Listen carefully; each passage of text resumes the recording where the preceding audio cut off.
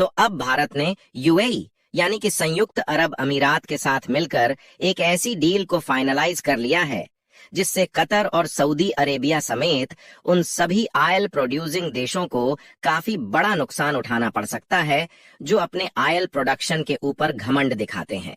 दोस्तों, हुआ यह है कि आज ये खबर निकल कर आई है कि भारत ने यूएई के साथ मिलकर भारतीय रुपए में काफी बड़ी मात्रा में क्रूड ऑयल यानी कि कच्चे तेल को खरीद लिया है, जिससे आने वाले कई सालों तक भारत को काफी बड़ा फायदा होने वाला है। इससे भारत को सबसे बड़ा फायदा इसलिए होने वाला है क्योंकि भारत ने यूएई के साथ सीधे भारतीय रुपए में ट्रेड किया है। पूरी डेवलपमेंट क्या है इस वीडियो में समझते हैं। क्योंकि भारत ने पहली बार किसी देश के साथ भारतीय रुपए में क्रूड ऑयल को खरीदा है, इसलिए इस वीडियो को एक लाइक जरूर करें। साथ ही इसी तरह और भी नॉलेजेबल वीडियो देखने के लिए चैनल को सब्सक्राइब जरूर करें। जैसा कि हम आपको पहले भी बता चुके हैं कि भारत अपनी 85% से अधिक तेल जरूरतों को पूरा करने के लिए दूसरे देशों से इंपोर्ट पर निर्भर है। इसके लिए भारत को बड़े पैमाने पर डॉलर में भुगतान करना पड़ता था। हालांकि पिछले साल से भारत ने तेल की खरीद का भुगतान डॉलर के बजाय रुपये में करने की व्यवस्था शुरू की है और इस दिशा में आरबीआई ने भी कदम उठाए हैं। भारत ने जुलाई में यूएई के साथ रुपये में भुगतान के लिए एक समझौते पर साइन किए थे, लेकिन अब जाकर भारत ने फाइनली यूएई के साथ मिलकर भारतीय रुपए में ट्रेड करके कच्चे तेल को खरीद लिया है।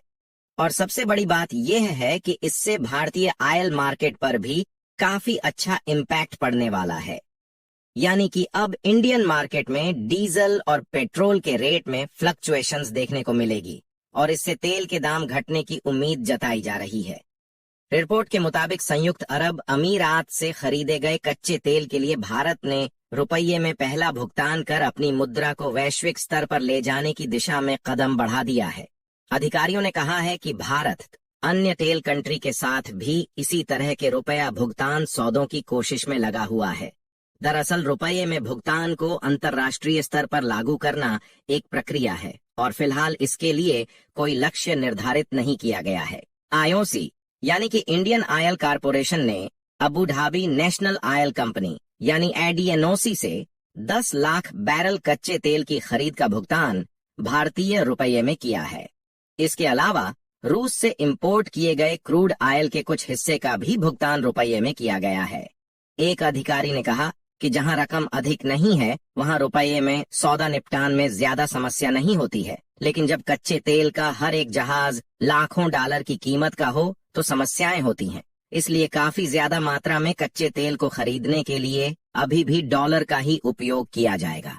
भारत और संयुक्त अरब अमीरात ने फ्री ट्रेड एग्रीमेंट यानी एफटीए पर साइन किए और दोनों देशों ने द्विपक्षीय व्यापार और आर्थिक रिश्तों को बढ़ावा देने के लिए यह समझौता किया है। इसके अलावा जहां यूएई भारतीय आभूषणों पर शुल्क समाप्त करने पर सहमत हो गया है, वहीं भारत 200 टन तक सोने के इंपोर्ट पर शुल्क में छूट देगा। अगर भारत से यूएई को होने वाले एक्सपोर्ट की बात की जाए तो इस साल भारत ने यूएई को 70,000 यूएस डॉलर से अधिक के इलेक्ट्रॉनिक सामान एक्सपोर्ट किए हैं, जिसमें टेलीविजन, कंप्यूटर, साउंड रिकॉर्डर और बहुत से आइटम शामिल है। इसके अलावा भारत यूएई को कपड़ा, ब्यूटी प्रोडक्ट और फूड आइटम जैसी चीजें एक्सपोर्ट करता है, जिससे भारत को काफी ज्यादा लाभ होता है। भारत 2026 से 27 तक यूएई को अपना कुल एक्सपोर्ट बढ़ाकर 50 अरब डॉलर कर सकता है। इस समय यूएई को एक्सपोर्ट होने वाले आइटम की कीमत 31 अरब डॉलर है। इसके अलावा भी भारत की मैन्युफैक्चरिंग इंडस्ट्री को काफी बड़ा फायदा होने वाला है, क्योंकि पाकिस्तान अब सेकंड हैंड ट्रैक्टर्स इंपोर्ट करेगा।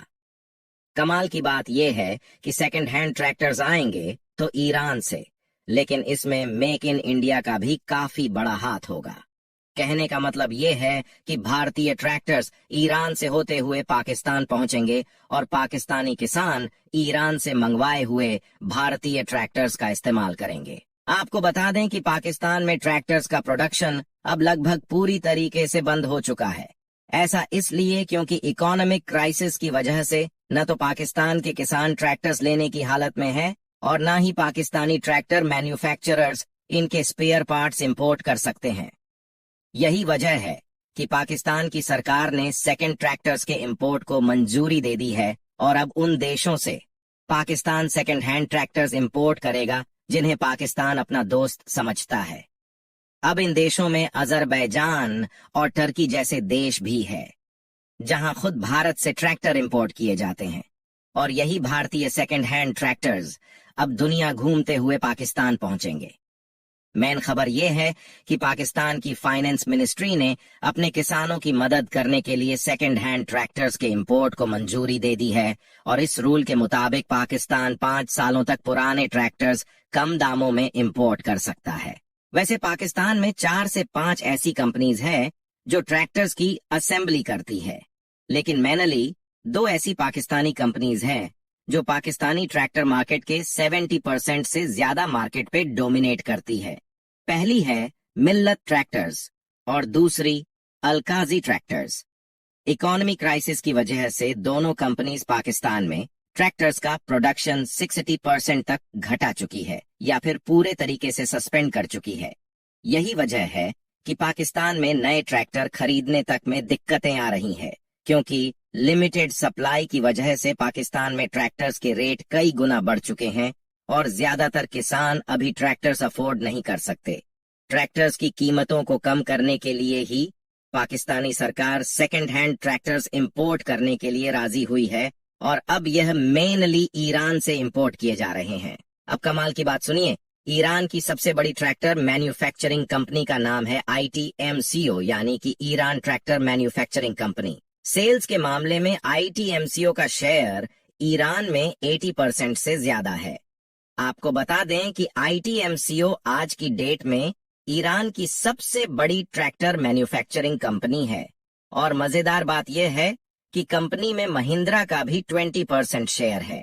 ITMCO अभी भी जिन ट्रैक्टर्स को प्रोड्यूस करती है उनमें ज्यादातर स्पेयर पार्ट्स भारत से इंपोर्ट किए जाते हैं, और महिंद्रा की भारत में बेस्ट यूनिट इन पार्ट्स को प्रोड्यूस करके ईरान को सप्लाई करती है। महिंद्रा न केवल भारत की बल्कि दुनिया की सबसे बड़ी ट्रैक्टर मैन्युफैक्चरर और एक्सपोर्टर कंपनी है, और भारत में बने ट्रैक्टर्स ईरान समेत अफगानिस्तान, इराक, अजरबैजान और तुर्कमेनिस्तान जैसे देशों को एक्सपोर्ट होते हैं। खास बात यह है कि ये सभी वो देश है जिनके ट्रेड रिलेशंस पाकिस्तान के साथ अच्छे खासे हैं, और कोइंसिडेंटली इन देशों में महिंद्रा ट्रैक्टर्स की भी अच्छी खासी प्रेजेंस है। मतलब अगर पाकिस्तान इनमें से किसी भी देश से सेकंड हैंड ट्रैक्टर्स इंपोर्ट करता है तो उसके चांसेस है कि महिंद्रा के भारत में बने ट्रैक्टर्स पाकिस्तान पहुंच सकते हैं। अब जाहिर तौर पर पाकिस्तान खुलेआम तो इस बात को नहीं मानेगा, पर खुद पाकिस्तान के पास भारत के अलावा कम ही ऐसे ऑप्शंस हैं जहां से पाकिस्तान अपनी ट्रैक्टर्स की डिमांड को पूरा कर सकता है।